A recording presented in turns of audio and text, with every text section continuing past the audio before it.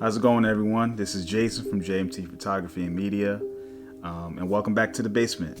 I wanted to do a video to discuss my gear. I've talked about some of my gear in separate videos, some of the things I use, in the past, but I've never kind of done it in a comprehensive way. So I want to do this video to just talk about it with the community and see what you guys think, what you guys are using, what do you like about it. I'm going to talk about how I use these individual lenses and cameras and what their purpose is, and let's talk and have a conversation about it. So my first camera is what I'm shooting with now. You can't see it, but it is the Fuji XS10. This is my hybrid all-around camera. I use it for photo and video because it has a flip out screen. Right now I have the Rode Video Micro for audio on a Manfrotto Pixie mini tripod on a desk. So that's kind of how that's how I'll be using my videos more going forward. I do use my Samsung Note 10 for a lot of my videos too. And that's why you've kind of seen some of them being kind of flipped, because I use that front facing screen. But I'm going to try to start making my videos more professional, whatever that means. But it's really, this vlog is more about sharing information. So I'm not too caught up in trying to make things too professional, but I will try to step up my game. I'm more of a photographer. I don't enjoy doing video for other than, for family and for YouTube. I don't particularly like to do it for clients. I do some, and will do some, but I primarily like to shoot photos. So that's how I like to consider myself, as a professional photographer, not videographer. So that's that. So Fuji XS10, great hybrid camera, and love it to death. So I'm using it with the Fuji 16mm 2.8 lens. I love the compactness of that lens. I used to have, bigger lenses, for these bodies, but I really kind of just fell in love with the smaller compact bodies. And, people get caught up in this 1.4, 1.2-ness, but just add some light. It's just photography, videography. It needs light. Give it light. So that's that. So, other bodies in my kit. So, my next one is the Fuji XT2. The XT2, I also have the battery grip for this, is my professional photography and hybrid video workhorse. So this is kind of like my A camera, if you will. So I use this for all my paid jobs. So any photography and even video, I will use it. But again, I don't like to do video much, so it's not going to be much of a conversation there. But I will use it. But primarily for photography, because I like Fuji because I can make it big or small depending on what the situation is. If it's a quick job, I won't use the battery grip. I'll take some primes and I'm off. If it's a bigger job where I'm going to be there for a while, I'll bring the battery grip. I'll use a bigger zoom, to kind of be more versatile and not have to change things and be, more simpler in that regard. And then, flashes and things like that. So this will be the centerpiece of that workhorse situation. And, this is kind of this is my A camera. So my other camera, my other pro camera, appropriately titled the XPro 2. Rangefinder style. Obviously, this is definitely photography centric. I do not use this for video of any kind. Wouldn't use it for video of any kind. It's very rudimentary, for video. But love the rangefinder style of it. I don't use the optical viewfinder on it. It's just something I don't do. I'm more of a EVF guy, but I like that it's there, and maybe I will start using it more. But, this is my second body for pro work. And because it has a dual card slots, just like the XT2, I love it for that. So it keeps me safe, keeps me, keeps redundancy. Not that I really care about that much, but, if it's there, why not use it? So XPro 2. So my other camera in the kit, hold on one second. I gotta go get it because I left it in my bag for tomorrow's job. So, my other camera in my kit is the Fuji XE3. Now, XE3, another rangefinder style, similar, like the XPro 2, but this is the baby XPro 2. So this is the smaller body, smaller frame. I do have the grip for it, so I can beef it up a little bit to, do something bigger if need be, but prefer to keep it naked and small. Great image quality, just like the XPro 2. It's got that Fuji magic. This does not have an EVF. It has an EVF, not an OVF. So this is basically, I used both the XPro 2 and the XE3 in the same way. I tried to set it up in the same way. All my cameras for that matter with the custom profiles. I love this camera for the size, for the portability, for the simplicity. No flip screen, none of that nonsense. Just grab the camera, slap a lens on it, and go. I just did a video about this and the 23mm f2, and then also my trip to Las Vegas and some photos I took there. So check that out. So that's my bodies. Those are my camera bodies that are interchangeable. So XE3, XPro 2, S10, and the XT2. All right, so my last camera body is my point and shoot fixed lens Fuji XF10, not XS10, XF10, the point and shoot. I like this camera. I've gotten great results with it. I took it on a cruise and enjoyed what the photos look like. But I did enjoy the shooting experience in terms of autofocus. It definitely hunts. It's accurate, but it hunts. And that's the conundrum, is that you have to kind of get used to the quirk of the autofocus. But in terms of what it offers, I mean, there's really nothing else on the market like this except for the Ricoh GR series. Because of the size, truly is a pocketable camera. Because the way I like to use cameras, when I literally want to be a photographer on vacation or for work, I would have a sling bag and I'd have a camera. And if I want to be compact, the XE3 is that camera. I'm gonna have a lens on it, so this is not gonna fit in any pocket that I know of. So you're gonna need a bag. If I don't want to take photos, but I know I need to take photos, this is the camera you take, because it can fit in like a really small sling or in a pocket, like a coat pocket, and you can just still have it on you and take photos when you need to, and it can just get out the way when you don't, because sometimes you just don't want to be a photographer. You just want to be, dad, or you want to be husband, or you want to be son, and you just want to have fun, and you don't want a camera. But as a photographer, you always want to take a shot, but you don't want to have a camera dangling from your neck. You just want to take a photo. So this is the camera that I take, right? XF10. I just wish if this autofocus was snappy, this would be the perfect camera, for me, at least. So yeah, that's that. So all my camera bodies we discussed. So now we got to talk lenses. I already mentioned the 16mm 2.8 by Fuji. All my lenses have a purpose. So let's talk about the 16mm 2.8. I'm using it right now, obviously because it's a wide angle. I'm sitting at a desk and you can still see me. So the way I use this is for vlogging purposes and street photography in conjunction with the 35mm f2. So to me, that 1-2 punch is a great combination together, right?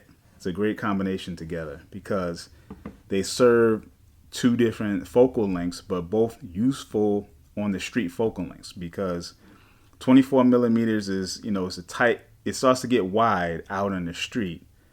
And so sometimes that 35, when you have a lot of space, you can kind of, zone in more with the 35.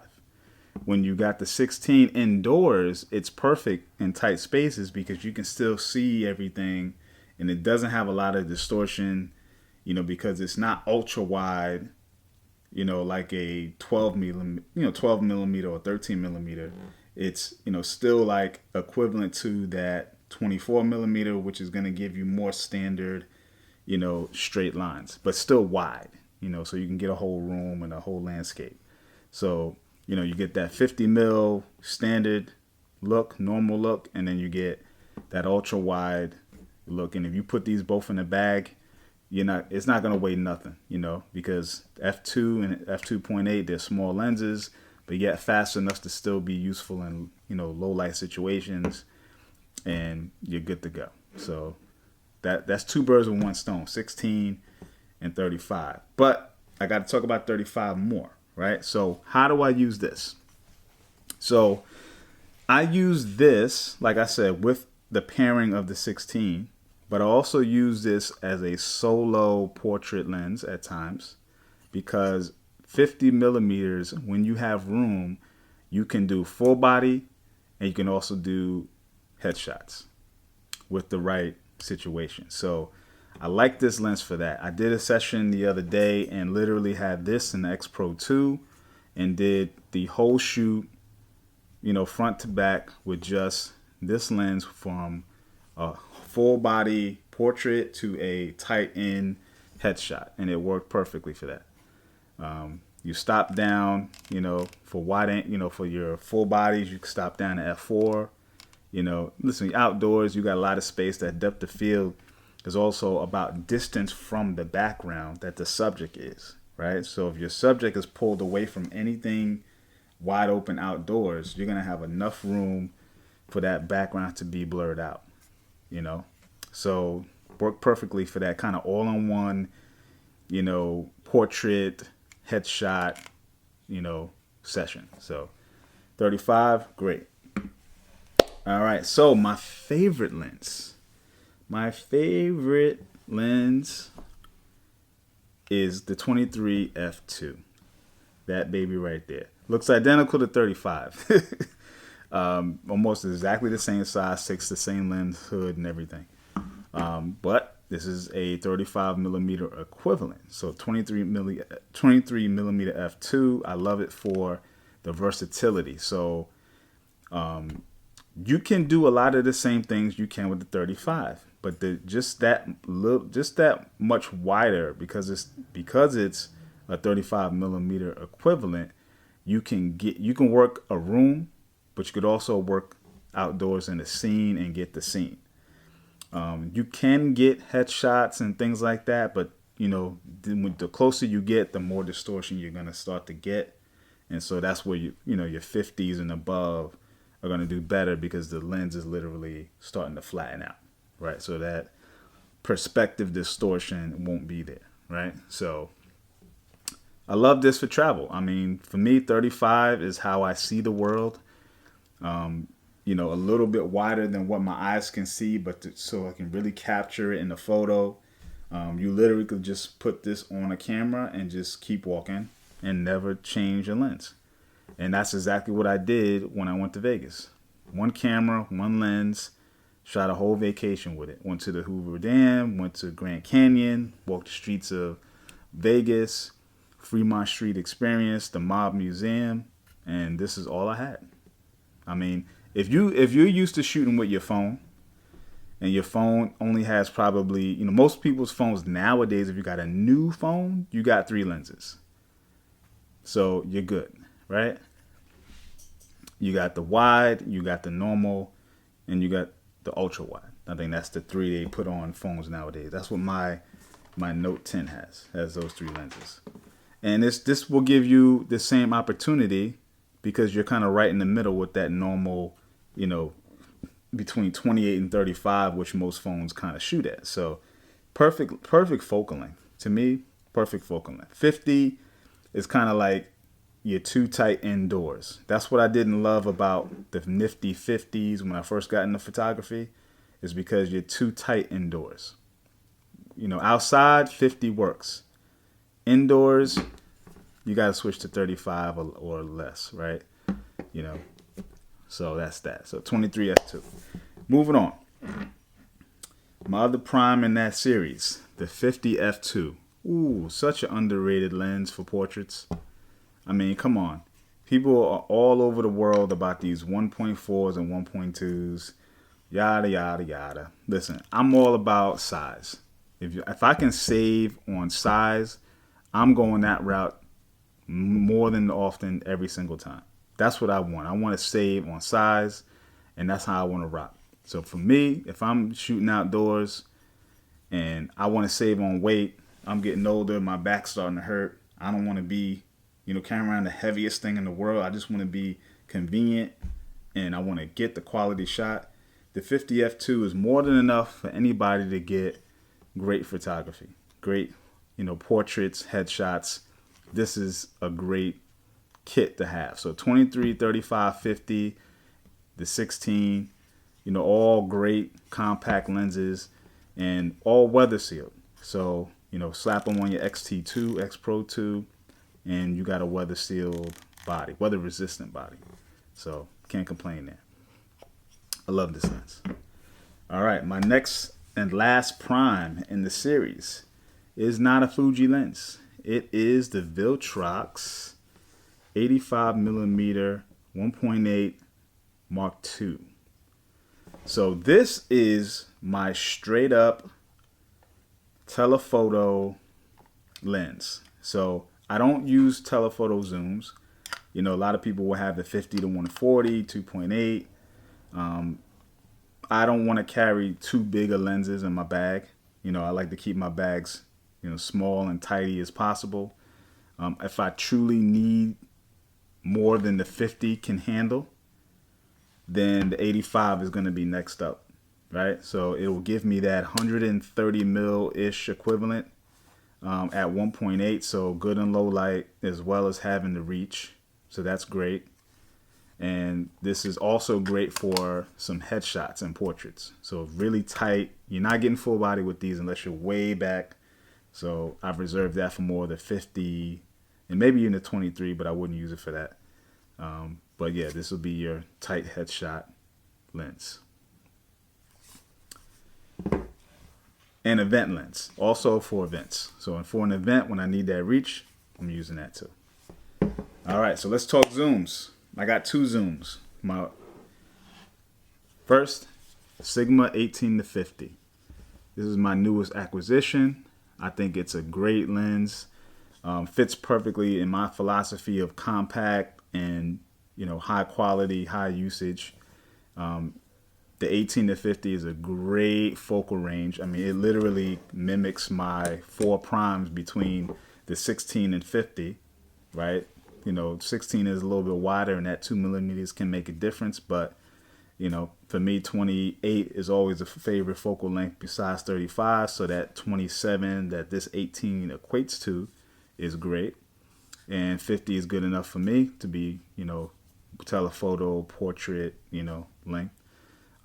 It's lightweight, it's small, it comes with the lens hood. And so for me, this is kind of like your event lens as well as street photography. And I think that's where it probably will shine. Like if you want versatility, you don't want to bring more than one lens, but you don't want just one focal length, this is going to be your alternative. It's small enough that, if you really put these together, this is the 50 f2, and this is the 18 to 50. I mean, they're not too far off in size, with the lens hoods and all that. I got lens hoods and caps all on. And yes, it's a little heavier, not much though, but this is only like 300 grams. So that's not heavy compared to this, like is 210-ish maybe, something like that. It's compact, and it's going to be versatile because you got that zoom range. I prefer primes because of that being specific and shooting a certain way, but this is a good lens. This could be an alternative if you got a lot to do. Okay, my last lens, also a zoom. Another standard zoom, the Tamron 17 to 70. This is my event workhorse. So when I go to an event and I'm shooting solo, this is the lens I'm shooting with. It's my do-it-all. I pair this usually going to be with that XT2 with the battery grip because of the weight. It's a bigger lens. If you compare it to the Sigma, it's much bigger. You got 20 millimeters longer on the telephoto side, and you also have IBIS. So another advantage that this has is that it has IBIS. So if you do some video and you need a little bit of extra help, stabilizing your video, this lens will be there for you. I used it actually last weekend for a job nearby at a event hall, catering hall for a 50th birthday party, and it worked out just fine. I got every shot I needed, never had to change the lens. I brought the backup of the 23 f2 just in case, something happened to this, something failed. You always got to bring backups just in case. But it worked out perfect. I had no issues, and the image quality was great. And so to me, this is strictly reserved for events and maybe some video work where you just need that image stabilization on the bodies that don't have it. So like my XS10, I would probably use the 18 to 50 on that, but any other body, which would only be the XT2 in my kit, I would use this for video. So that's it. So I probably will do a comparison between the 17 to 70 and 18 to 50 in the future. I have used them both, extensively at this point, and we'll give my results and we will just have a discussion about it. So that's all I got, guys. I appreciate you tuning in. Don't forget to like and subscribe, leave a comment, let me know your thoughts, and I will see you on the next one. Peace.